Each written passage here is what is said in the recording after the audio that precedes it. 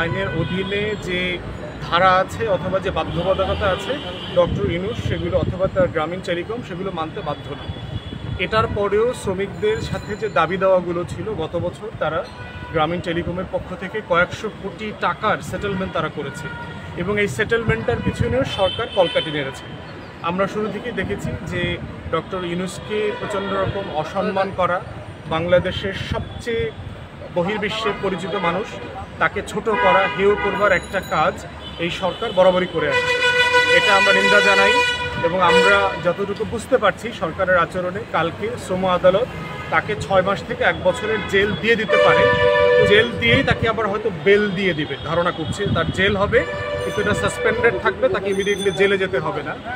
এই রায়টা দিয়ে আওয়ামী লীগ বহির্বিশ্বের সাথে একটা নেগোসিয়েশন করবার চেষ্টা করতে পারে বলে আমরা আশঙ্কা করছি যে তোমরা যদি ইন্টারন্যাশনাল কমিউনিটি যদি স্যাংশন দাও অথবা আমাদেরকে ক্ষমতাচ্যুত করবার চেষ্টা করো অথবা নির্বাচনের নাটকের পরে যদি আমাদেরকে স্বীকৃতি না দাও তাহলে ডক্টর ইউনূসকে জেলে যেতে হবে।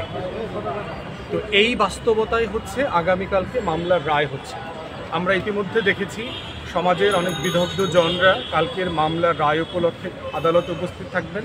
আমাদের পক্ষ থেকে একটা প্রতিনিধি দল আমরা কোর্টে উপস্থিত থাকবো, কিন্তু আমরা ধারণা করছি যে পুলিশ এবং সরকারের লোকরা আমাদেরকে হয়তো কোর্ট প্রাঙ্গণে যেতে দেবে না অথবা সামনে দাঁড়াতে দেবে না। তাই আজকের আয়োজন আমরা কঠিন তীব্র ভাষায় নিন্দা করছি। আমরা আন্তর্জাতিক কমিউনিটিকে বলছি যে আপনাদের যে প্রেশার আছে এটা এই রেজিমের প্রতি কন্টিনিউ করা দরকার। তারা কোনো ধরনের আইন কানুন কোনো কিছু তোয়াক্কা করছেন না।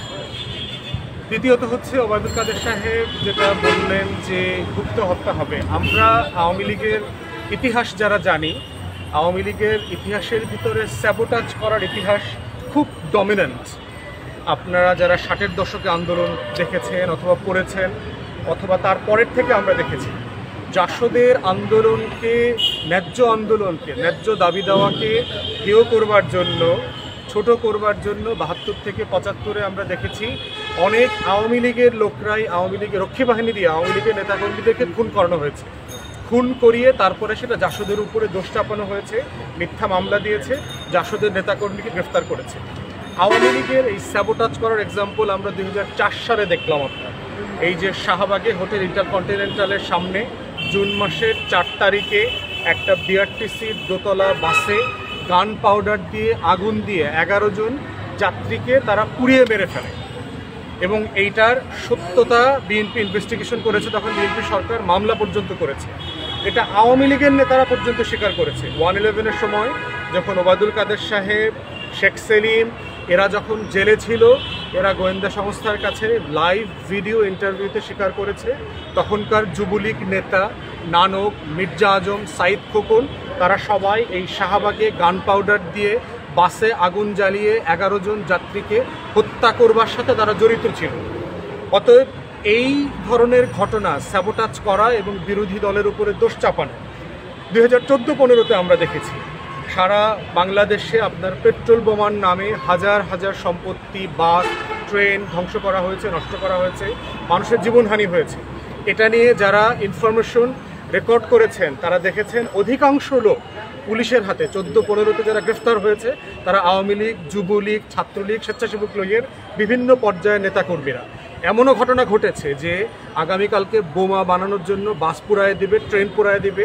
এই বোমা বানানোর সময় বোমা ফেটে আওয়ামী লীগের নেতাকর্মীরা খুন হয়েছে। অতএব স্যাবোটাজ করার ঘটনা রিসেন্টলি যেটা দেখলাম সেটা হচ্ছে বাসে। আপনি দেখেন খেলা হবে কোনো বক্তব্য এখন আওয়ামী লীগের নেতারা দেন না মানে হচ্ছে বাসে আগুন এখন বন্ধ হয়ে গেছে। যে কদিন বলছেন খেলা হবে, বাসে ট্রেনে রেগুলার খেলা হচ্ছে। এখন খেলোয়াড়রা সবাই সাকিব, মাশরাফির মতো খেলোয়াড়রা এখন মাগুরাতে আর ওই ইয়েতে আপনার নড়াইলে বাটপারি করে বেড়াচ্ছে। তো বাটপারি করে বেড়াচ্ছে, ঢাকাতে কিন্তু খেলা নাই, খেলা এখন ওখানে শিফট হয়ে গেছে।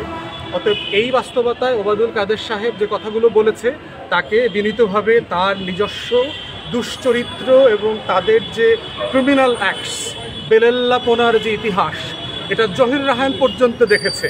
আওয়ামী লীগের নেতারা মুক্তিযুদ্ধের সময় কলকাতায় বসে হেন কোনো খারাপ কাজ নাই, মদ খাওয়া থেকে শুরু করে পেশালয়ে যাওয়া সব কিছু রেকর্ড ছিল জহির রায়হানের কাছে। জহির রায়হান তার ভাইকে গুম করার পরে, শহীদুল্লাহ কায়সারকে গুম করার পরে 1972 সালে ঘোষণা করেছে 30শে জানুয়ারি আমি প্রেস কনফারেন্স করে সব নেতাকর্মী আওয়ামী লীগের মন্ত্রীদের কলকাতায় থাকা অবস্থার কুকীর্তি প্রকাশ করে দেব।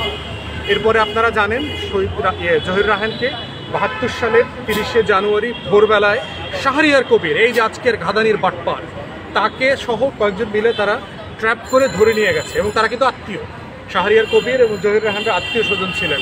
আজকে সেই শাহরিয়ার কবিররা মুক্তিযুদ্ধের চেতনা বিক্রি করে করে ব্যবসা করছেন সারা বাংলাদেশে। এবং জহির রায়হানের বোন এখনও বেঁচে আছেন, আপনারা চাইলে ইন্টারভিউ করতে পারবেন।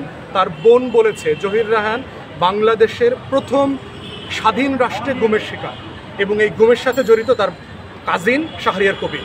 শাহরিয়ার কবিরকে আওয়ামী লীগের দালালি করছে গত 40 বছর ধরে ঘাতক দালাল নির্মূল কমিটির নেতা।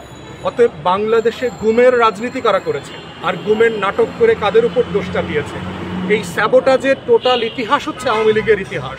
আওয়ামী লীগের রাজনীতি হচ্ছে ভণ্ডামের ইতিহাস। আওয়ামী লীগের ইতিহাস হচ্ছে ন্যায্যতার বিপক্ষে দাঁড়িয়ে থাকার ইতিহাস।